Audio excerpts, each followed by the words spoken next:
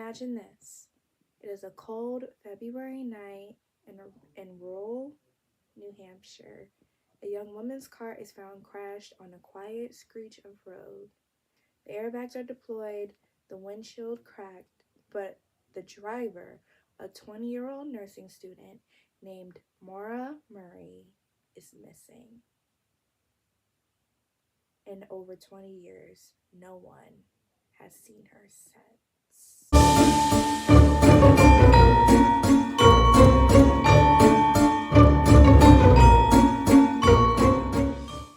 Hi, my creepy cuties. Welcome to Halloweek. Today is Tuesday's video. You're probably asking, girl, where's Monday's video? Monday, your girl was sick, okay? This why we here on Tuesday. Okay, don't come for me, y'all. I'm sorry. So Monday's video that was supposed to be posted on Monday is going to be now posted on Wednesday or Thursday. I'm still deciding which day because I know that I have another video that I want to do. So we'll see. So today we are going to be filming a true crime video, and this crime video is the disappearance of Maura Murray. So I had to get get your snacks, get your drinks, and that cozy blanket that you want to carry around, and let's listen to the disappearance of Maura Murray. So I had to get my facts together to make sure where I got my information from. I will comment it down I'll put it in the description box below if you guys wanted to read more of the disappearance, more about the disappearance and go into a deeper detail. This video is just me touching on the surface of it because I am not a true crime podcaster or a person who films true crime videos. So I am just rolling with the punches, y'all. So please bear with me. So let's start with who Maura Murray was. She was a 21-year-old nursing student at the University of Massachusetts, Amherst. She was smart, athletic, and driven, the kind of person who seemed to have her whole life ahead of her, which she was. She was also an athlete as well. She attended West Point for a time before transferring to UMass to study nursing. Her friends described her as quiet and kind, but also private. The kind of person who didn't easily open up when something was wrong. Let's start up to the days leading to her disappearance. Her behavior started to change. A lot of people started to notice there was a change in her behavior, and they couldn't understand why there was a change in her behavior. On February 5th, she broke down crying at her campus job after receiving a phone call from her sister. I think her sister's name was Kathleen. I think it was Kathleen. Yes. She is also a little bit more on her background. She is the youngest of 5 siblings, and also she is closer to her father, who is Fred Murray. And yeah, so till this day, nobody knows what happened on that phone call, what was said, or anything. And Kathleen, I don't think she might have came forward and said what happened on that phone call. I'm not 100% sure. Like I said, I will put all of my information, so you can read more about the case if you are interested in true crime stories and reading up more on this one specifically. I will have that for you. So nobody knows what was said on that call from what it was said. That same week, she visited her family and got into a small car accident with her father's vehicle. I think her father had a Toyota Corolla, if I'm not mistaken. She wasn't hurt, but it was one of the several strange events that happened that week that kind of, made her very, upset. And as I was reading, I heard that her father was not mad. They were going to talk about the insurance of that. There was no alcohol test done. There was, the police arrived. It was $10,000 worth of damage to the car. And like I said, her father said that they would go and take care of the insurance, talk to insurance people and everything about that. On Monday, February 9th, she emailed her professors saying that she'd be out of town due to a family emergency. She said there was a death in the family and she couldn't attend school that week. But during that time, she would also researched cabins in Vermont, It's like a little getaway trip. She was planning a getaway trip, but she did not want anyone to know that, hey, I was going here, so nobody knew anything. She then packed some of her things, clothing, toiletries, school books, and I was also read there was also alcohol that she packed as well. And then she neatly boxed up the rest of her dorm room, almost if she wasn't planning to return anytime soon. Then that afternoon, there is a footage, I think it's like a photo footage of her withdrawing $280 from an ATM before her disappearance. That was the last photo evidence anyone has ever seen of her before that. Surveillance footage showed, like, it said that she was like calm, cool, and collected. Then she got into her black I think it was a 1996 Saturn sedan, and she started driving north to New Hampshire. By 7:30, she was more than 2 hours away from campus, driving along Route 112 in Havers, New Hampshire, a rural wooded area with almost no streetlights. At some point, her car left the road and hit a snowbank. The impact deployed both airbags and cracked the windshield. By that time, a local bus driver drove past. I think his name was Bertage Atwood. He offered to help her or call the police or call someone for her, and she told him that she called AA, but the only problem with that situation was there was no cell phone service or cell phone signal.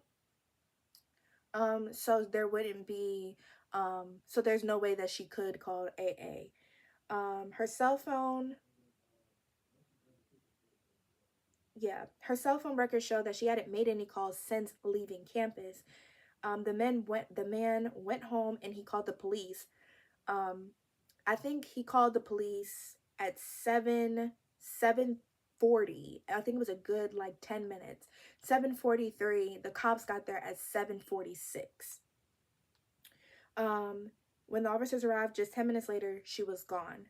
Her car was locked, her belongings were still inside, and her phone, her wallet, and her cards are all missing, and they have not been used since.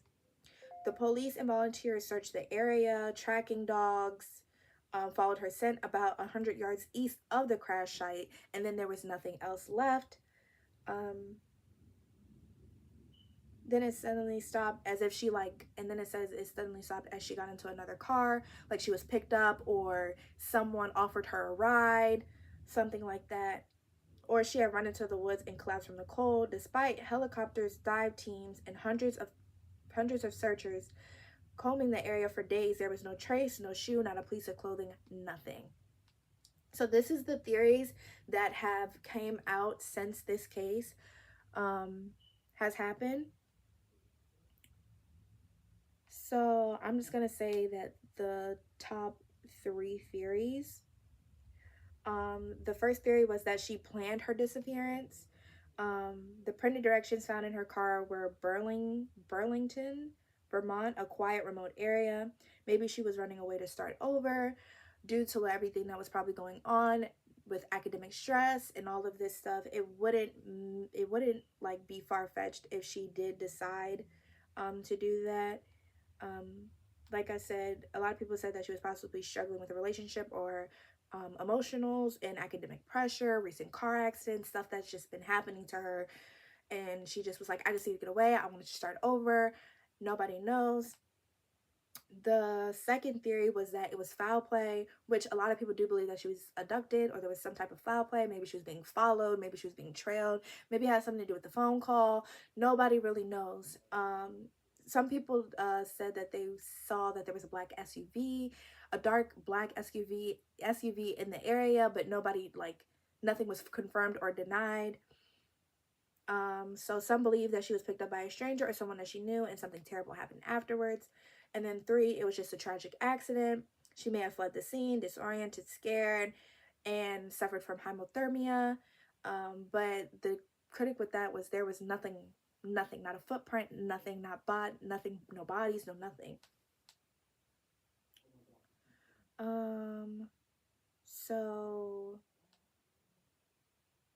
see. There was also developments. There was, over the years, people have claimed that they have actually saw Maura out in public, but none of them were completely verified for sure, for sure. In 2019, police excavated a house near the crash site based on a tip. Nothing was found. It was because it had a basement. It looked like she could have been held hostage there in a situation like that, but there was no evidence found tying that house to her disappearance. And then in 2021, her case was officially reclassified as a suspicious disappearance by New Hampshire authorities because nobody could find anything.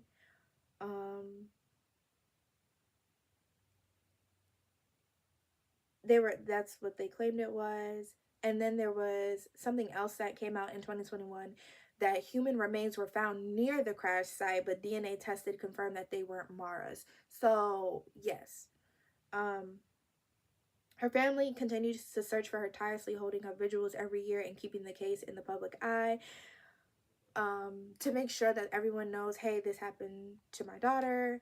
If you see anything, if you hear anything, let us know. I also read somewhere that the New Hampshire police also did report that this is what she would look like if you were ever to see her in public. This is what she would look like 20 years later, a couple years later. This is what she would look like. This is what she'd be seen looking like.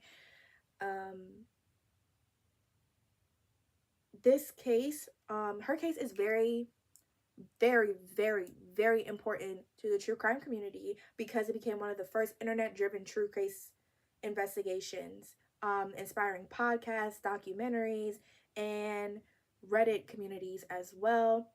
Her father still continues to campaign for new searches, letting them, still spreading it to the media, seeing if anybody can find anything. No one has come forward about any information. There's been possible searches, but they all led to dead ends. But a lot of people said that her story remains chilling because how can someone vanish in minutes without any trace, no evidence, no factors, nothing? So that is the case of Maura Murray. Till this day, no one knows any updates or information about her. And yeah, so to end this video off with saying, please always check on your friends. Always make sure you have your location on. And I am praying for her family. This was the first true crime case that I've ever heard of. I just heard of this.